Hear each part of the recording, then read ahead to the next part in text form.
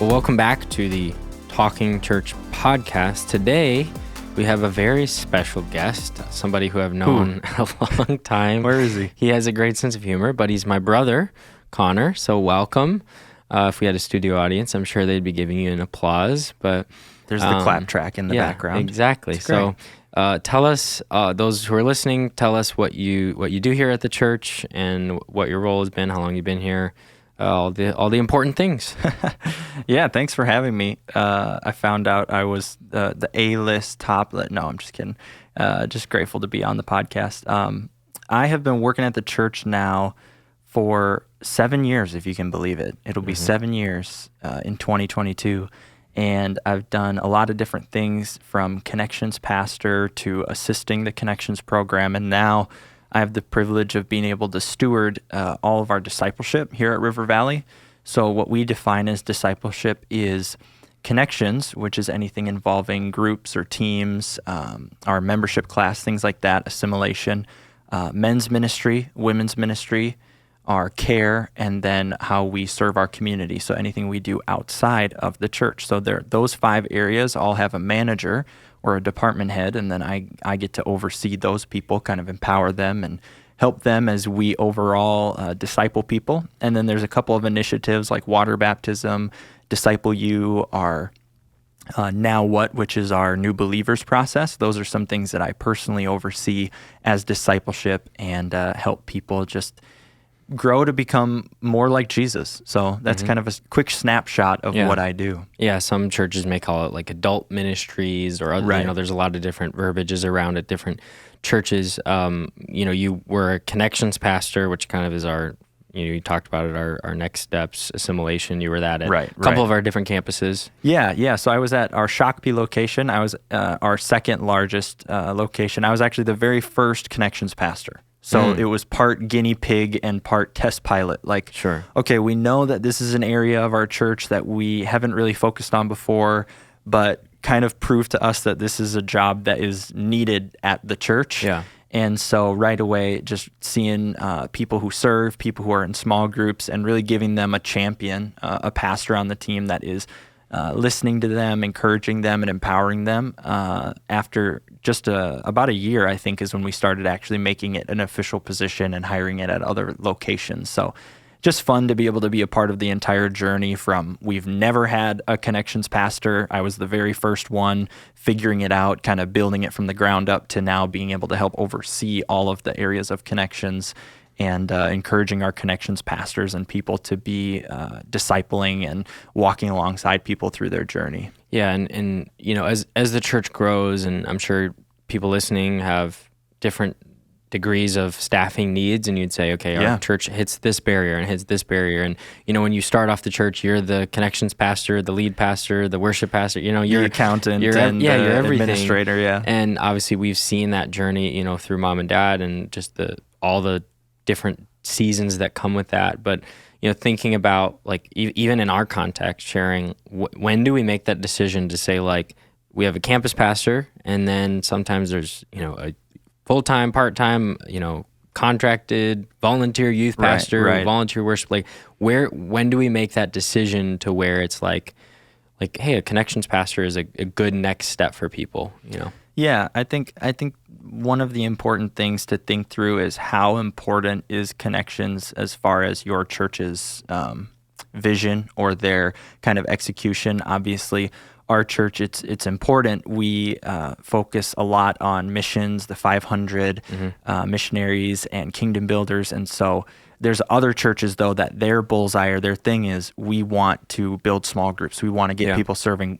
Many churches might be very heavy in like a dream center kind of style where they want to have a lot of people out serving. So I think that definitely plays an important part in the context. But if you're asking just for, hey, what's a good number? Like if I'm a church and I'm thinking of a number, I think once you get in between the 500 to 700 range, whether you're a standalone church, whether you're a campus, that's when you're going to start feeling the pain of, okay, there's a lot more to manage from a campus pastor perspective. The youth pastor might not have as much bandwidth to support the needs of the connections team. And so somewhere around that time, I think definitely a part-time, Sure. even if it's like, hey, 20 hours, 24 hours a week, just have somebody who can answer emails, respond, meet with new people, that sort of a thing. Or if you want to go more all into, no, we want this person to actually develop leaders, to reach out to small group leaders, to be meeting on a regular basis. I know when I was a connections pastor, probably 50 to 60% of my job was just meeting with new people. So if you have tons of new people coming and you want someone to actually be the front line of, my office was Starbucks and Caribou and Dunbrose for 4 years because I just was constantly meeting with new people. So I think kind of depending on your needs and what your vision is, anywhere from the 500 to 700 range, and then part-time to full-time kind of can help scale across that. Yeah, and I even think for churches that maybe say, hey, we're not at that barrier yet, we haven't got there. I think there's deacons, there's volunteers that utilizing that to not just always want to meet with the pastor. And obviously there are important meetings that lead pastors need to have, or executive pastors need to have, or whoever it is on the team. But I think at times we can become so, so focused on they got to meet with me. But then it's like you don't have time for other things, or you don't have time to write your sermons, or you don't have time to do that. And so I think that role specifically, it's like, again, it's not to necessarily you can't meet with the campus pastor, you can't meet with the lead pastor, but it's, most people are they want to meet somebody and they want to ask questions. And what are some of the topics? I mean, it seems really simple, but as we started off 2022, we're in a new year. I think there's a hope that people are going to be coming back to church, which we've been saying that for 2 years now. Well, but I do think we're starting to see newer people coming back into church. It's a new year. There just has seemed to be an excitement around this year already. And so what are some of those things where you'd say were your goals for that meeting, or questions that people had that were new? Because I remember when you were in that role, it's like, do you ever come to the office? It's like, no, I'm at Starbucks, and you just had back-to-back meeting, and it was like new person, and getting them, kind of connected. Man, my rewards programs were going off the hook. I was like, I got free meals at Chick-fil-A and free coffees at Starbucks because I was always racking up the points. But man, my conviction for a lot of people who are leading churches now is, why are people physically coming back to church? Why? Sure. It's post-pandemic, essentially. Obviously, there's still a lot going on, but for the most part, we're coming out of it. If someone's physically coming to church, it means that they want to have relationship with people. Because otherwise, watch it online, give online, worship online. There's a people element that you have to capitalize on for those who are coming in person. And that's what they subconsciously want. They might not say it out loud, but they want that interaction with people. And so it's so critical within the first or second week, as soon as you can catch it. And there's a lot to talk about. How do you catch those people? What are the ways to engage? Potentially we can talk about later. But as far as when you actually meet with them, most of what I did was, I want to just hear your story. Just tell me your faith journey. And I think it's important to talk about faith journey, because otherwise you could be there for 4.5 hours just hearing, this is when I was born and this. Sure. But keep it about faith. Hey, help me understand where you are in your faith journey and what led you to this moment. Now, we're in Starbucks, we're at Chick-fil-A, we're in Dunbrose. What led you here? And you hear the progression. And hopefully, if you are a good pastor, a good leader, or even just starting out, you can start to connect the dots for people while they're sharing, and then just say, hey, I want to tell you briefly about our church and our experience, and I want to offer you next step. Because the absolute worst thing that could happen from that meeting is that you had a really good, feel-good moment, and they got to know you, but you didn't empower them with what they should do next. Yeah. And I think that is super. Some people are uncomfortable. They're just, I'm just glad you're here, and I don't want to rock the boat. I don't want to push too hard.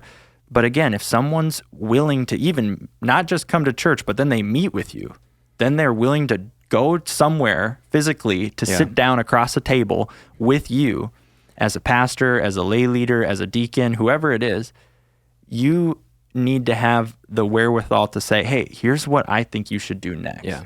And whether or not they do it is not fully up to you, but have you provided them a next step in the journey? And whatever that looks like for your church, but if you provide them that, then they can leave going, I was heard, Yeah. I was valued, and I was given an opportunity to grow or to be a part, or that it's not just about them. Sometimes big churches especially can be known for, well, it's all about them and it's just they need me to be the cog in their wheel. No, this is a way that you can one-on-one personally meet with someone and say, I think this is what you need to do to grow in your faith. And Which I'm going to offer that. it seems so obvious, when saying it, but I think we even kind of did like an audit of some of our teams and like how many new people are you meeting with, and then when you meet with them, are you giving them that next step? And it was like very low, and Well, I just think it's not natural, like because you're afraid or whatever it is. But and for some pastors, I'm sure they're listening to this and they're like, well, that's what I do every single time, and that's awesome, and that's great, and I'm sure that there's fruit of that.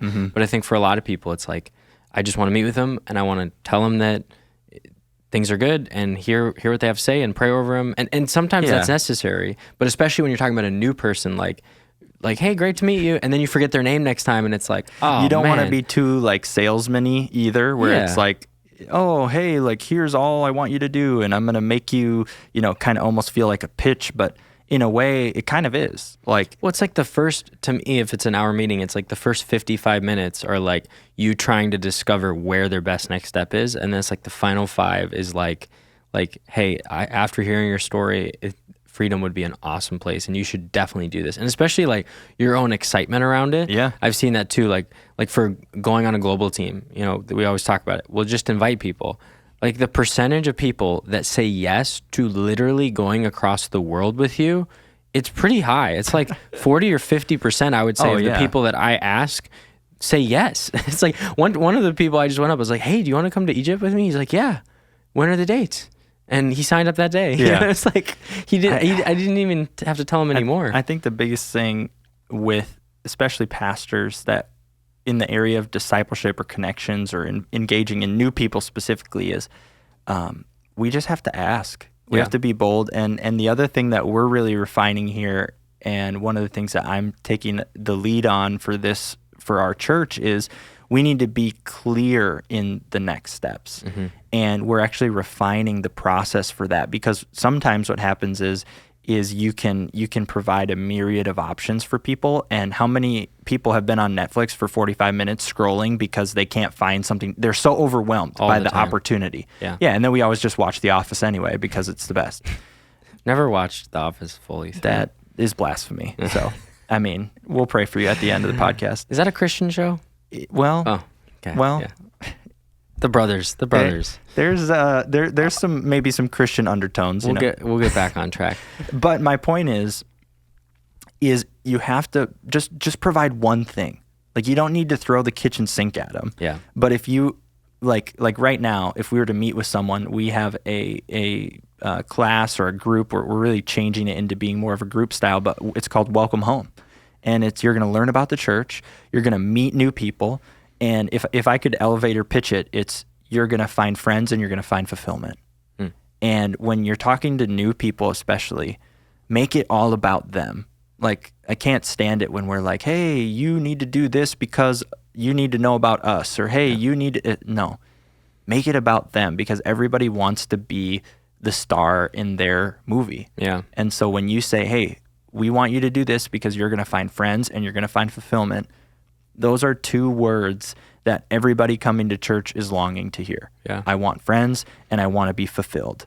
What percent of meetings that you had with new people were like they reached out and said, I want to meet with a pastor, and it got to you, or you reaching out to them saying, I want to meet with you? It was probably 95% me reaching out and 5% people reaching out. And then of that, when you reached out to somebody, like, and I know I'm using percentages here, but like how many people would say yes? Was it like every other person? Was it a lot more than you thought? It was probably like 75%. Sure. And what I noticed is I actually changed. So I work 9 to 5.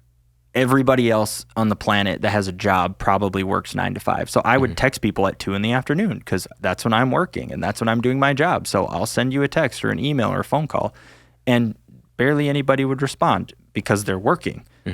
So I actually changed my strategy to between 7 p.m. and 8 p.m. on Monday night.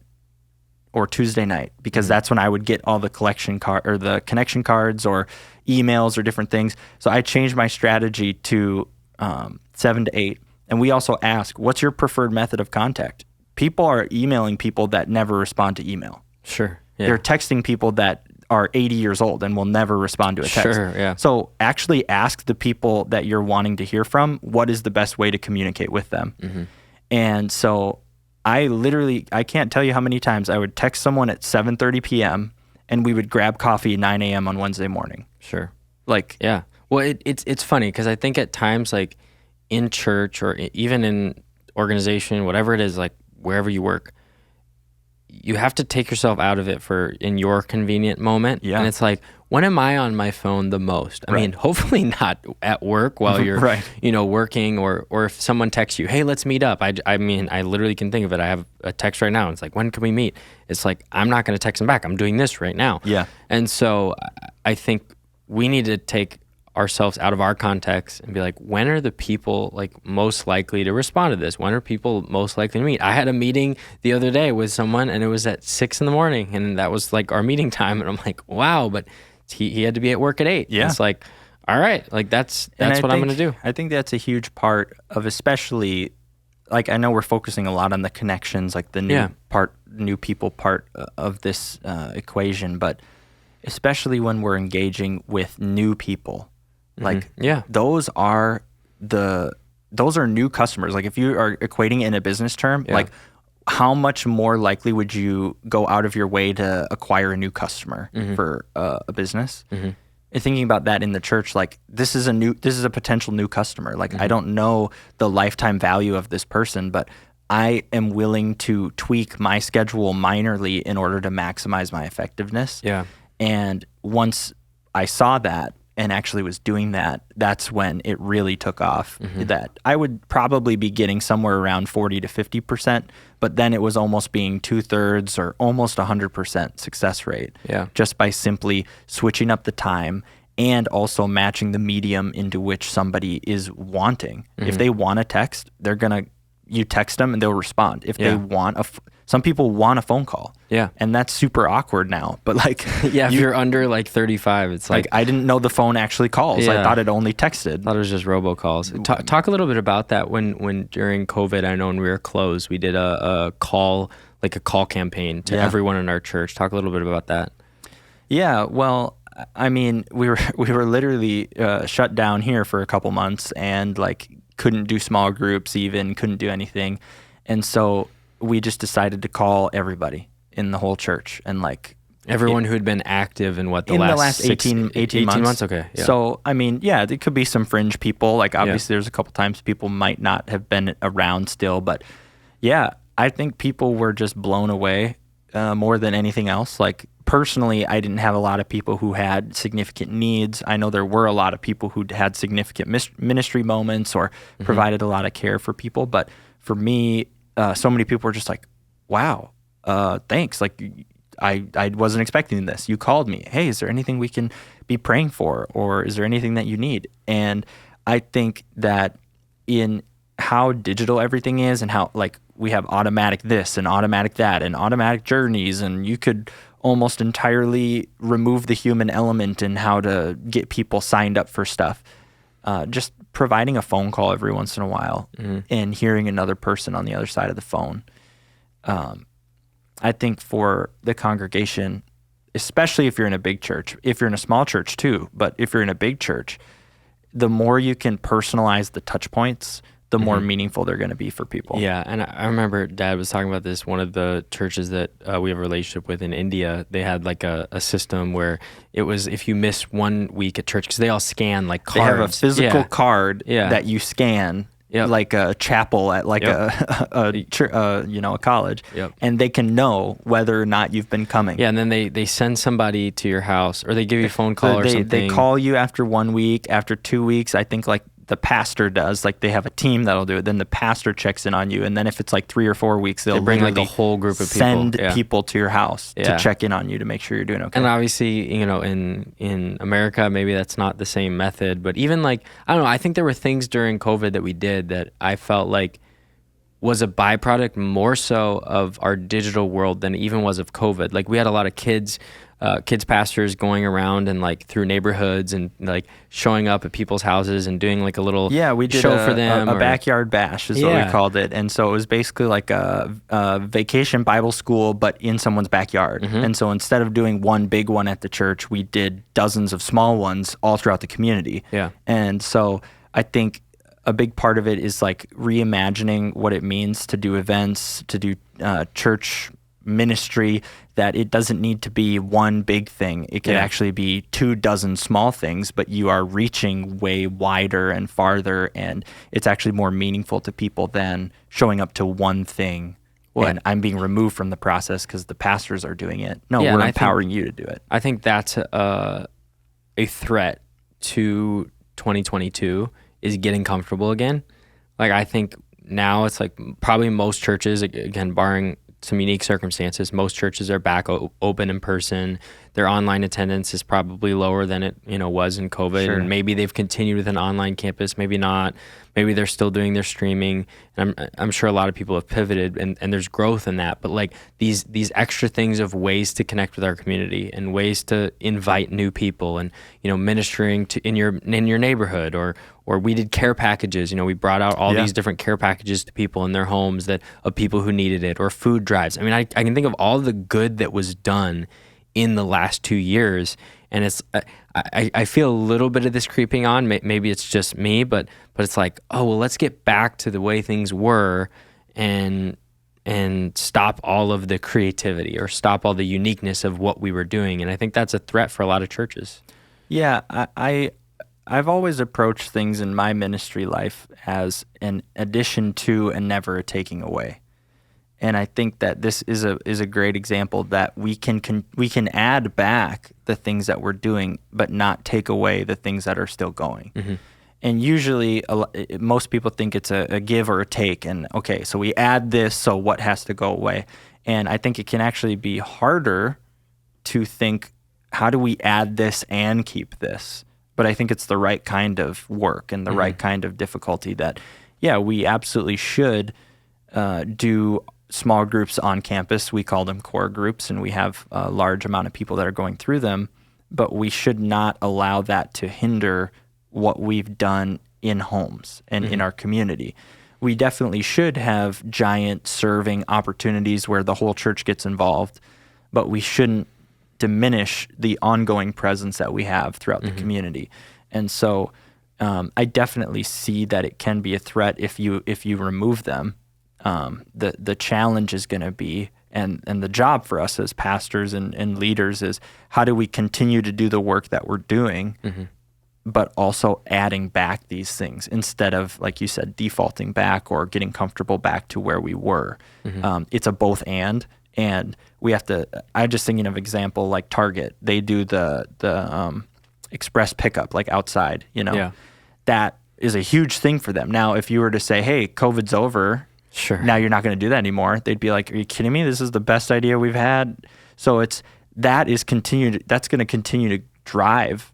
Yeah, but they're also going to keep expanding their stores and doing everything else.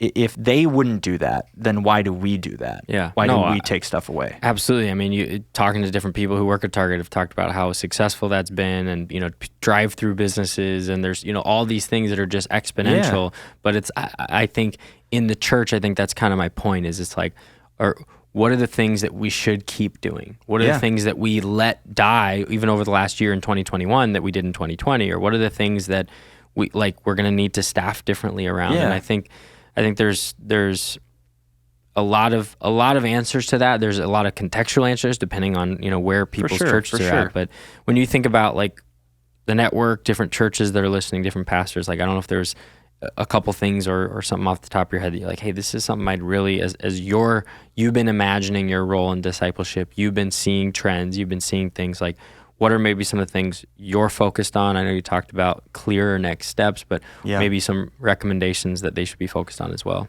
Yeah, I think one of the things that we're really trying to do a lot more clear here, and I'm really excited for, and just an encouragement that I can give, is you have to redefine or actually define for the first time, what does discipleship look like at your church? And how do people progress? Because as we've operated for the entirety of our existence, basically, it's been what I call an a la carte style, where there's a table set, and here's the different ministries that we have, and we want you to self-identify or to choose or to kind of go throughout this progression. And, I think that can be effective at times. And if people are really self-motivated, they can, accomplish a lot and they can grow a lot. But what I would encourage is, if it's murky for you, it's completely unattainable for the average churchgoer. Like, it's so dark. It makes no sense, because I get paid to think about discipleship. I go to church 6 or 7 days a week at times. I'm constantly inundated with everything. And the most minor or tiniest lack of clarity for me, it multiplies 100-fold for the congregation, for the average church member. I can't tell you how many times where it's like, hey, I can't find this on the app, or I can't find this on the website, or I can't find that. And it's like, oh, well, you click here, here, here, and here. Well, yeah, because I designed the page. Yeah. Of course I know how to get there. So if there's anything, if you were to ask even your staff, even our staff, if we were to say, hey, what would we want people to do at River Valley, you'd probably get different answers depending on what people would ask. And that translates to a lot of people being confused and not knowing what to do. So when you think about what does that even look like? So what are we call them core groups again. What are the core groups, or the things that we want you to be a part of? What are the experiences or things that we want you to do? What are the kind of things that are just natural to us as a staff that we do, which SOAP is our Bible reading plan, scripture, observation, application, prayer. But even that, do people within our church, do we talk about it enough? Do we make it clear enough for people? Sometimes we use a lot of our internal jargon or our sayings like kingdom builders and SOAP and the 500. And if we don't properly explain that every single time, there's going to be people that are going to have a disconnect. So what I'm trying to do is I'm trying to paint the clearest, the most defined, the A step to B step to C step to D step. Like, you have to break it down so simplified for people, because by and large, they will do it and they'll be happy. They'll be thankful that you've done it. But especially for pastors and church leaders who are maybe frustrated where there's a stall, or people, especially if people are complaining like, well, I'm not being fed, or I'm not being developed, or I'm not, like, you clearly haven't defined your process clear enough, and you haven't provided them with next steps of leadership in those areas. Because I can tell you this much, if you're leading a small group, if you're leading a team of people, if you're serving in the streets downtown Minneapolis every Friday night, you're not really complaining about not being fed, because you're having tons of other things that you're dealing with, and you're talking to someone who is brand new in the faith. And I just had this last week. I went out to lunch with a guy from my small group, and he's like, I don't feel convicted a lot when I sin. What should I do? I don't agree fully with what the Bible says. So I'm not struggling with, I'm not being challenged in my faith, because there's a guy challenging me right there. Yeah. And I have an opportunity to say, do I actually know what this stuff means? Or am I just kind of going through the motions? And if you don't know, that's where you dive deep and I don't know the answer, but I'm willing to explore that with you. That's what discipleship is. That's what Jesus did. Like, if you want to be more like Jesus, grab 12 people that aren't super refined as Christ followers and just try to grow them for 3 years. Like, that's literally what Jesus did, alongside of all the other stuff he did, and obviously dying for our sins. And I'm not trying to make light of that, but it's like Jesus literally had 12 guys that were rough around the edges, that many of them weren't living for God prior very well. And he turned them into the evangelists that brought the word of God, that brought the gospel to the ends of the earth.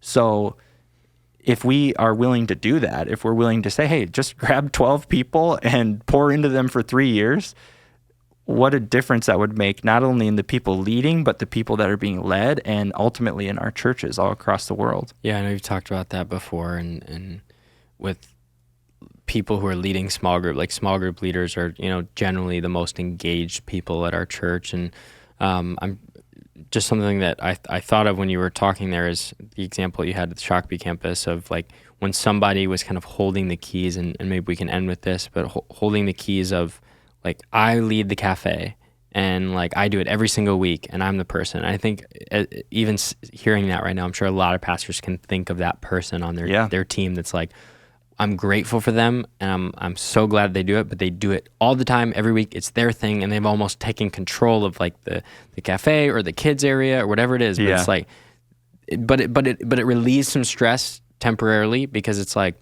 they've got it, and that's a good thing. But talk about kind of how you changed that and how the ripple effect that had at the campus. Yeah, we had actually changed our serving philosophy to where we asked people to serve once a month.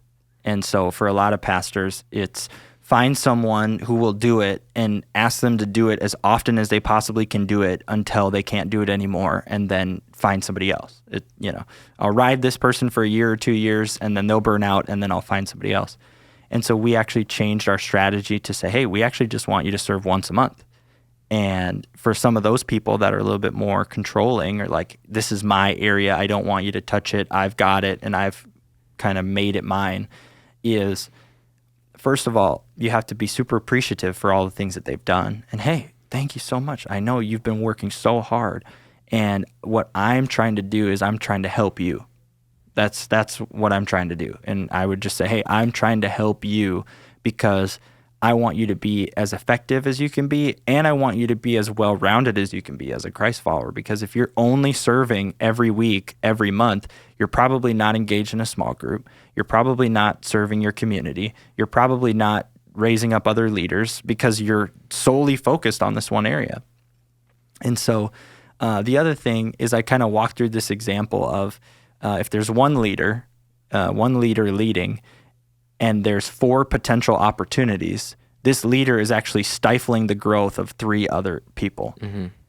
And when you present it like that and saying, hey, you're actually causing a log jam of leadership development, because if you're going to lead the cafe every time, every week, you're going to do it all, you're essentially doing the job of 4 people. Mm-hmm. And you're probably not developing your team very well because you're always focused on just accomplishing the task. So I paint it in that way, where if you can actually just do the first week, and then let's raise somebody up to do the second week and the third week and then the fourth week. Now we have 4 leaders that we can develop who are pouring into their teams, who are pouring into their small groups, who are developing the people around them. Mm-hmm. And the light bulb goes off to go, oh, yeah, you're right. This is kind of a lot, and I'm kind of burning out here, and I want to help be a part of the solution. And we were just able to see the ministry flourish and those individuals flourish, because they may not know it, but they're actually suffering or stifling their own growth. Mm-hmm. And once we see that, not only does the individual, but the ministry really thrives. Yeah, well, I mean, it creates opportunities for new leaders. It creates bandwidth in their life. They probably are enjoying going to church more than rather than just serving throughout the whole. Oh yeah, whole everybody was always like, "Man, yeah. I love serving." Yeah. Instead of this was my job. Yeah, exactly. Like, you already work a job. You don't need a part-time job. Yeah. You need this to be life-giving. Yeah. And so many of them felt that. Totally. And I'm sure for people who have those people right now, and they're saying, but in the short term, it's going to be a little bit more work for the pastor, the leader, to get that strategy in place for people. But over the long term, it's going to be a lot better. And I mean, ultimately, I think that the goal is that then you get a new person, and then they can start serving. That's kind of our goal, is to get them involved, get them in a small group, get them serving, be a part of what we're doing. Because when you're living on mission, like you talked about, it's so much more fulfilling. And then you can get to know people too. You can meet others, and that's the friends and fulfillment. Yeah. You can accomplish those two by small groups and serving. Yeah. Friends and fulfillment. Well, if someone is maybe interested, has more questions of some of the things you've talked about, they can just send you an email. Is that work best? Or you can reach out to Logan.Ketterling at I'm just kidding. Yeah. Connor.Ketterling at rivervalley.org. I will promptly put them in the spam folder, and then or you can email Network if you don't understand his sense of humor. I'm teasing. No, I love it. I love meeting with people and just sharing, and I love learning from other people. Like, there's always ways we can grow and be better too. Like, we don't have the silver bullet for everything. Yeah. We take a lot of stuff from other churches and other people. But yeah, just connor.ketterling@rivervalley.org. Or if you ever find your way to the network or even info, you can just find your way. I'd love to help in any way that I can. Awesome. And I know you do a lot of sessions at conference, so coming up in June, you'll be there as well. And so if you're thinking about wanting to learn more, come to conference, and I'm sure Connor will be teaching a session or helping out with that. So if you let me. If I let you, I'm sure there'll be something. But until next time, thank you for being on the podcast today, and it's been awesome, and hopefully we get some new people assimilated in church and churches grow and we can champion people. That's the goal. Awesome. Thanks so much. Yeah.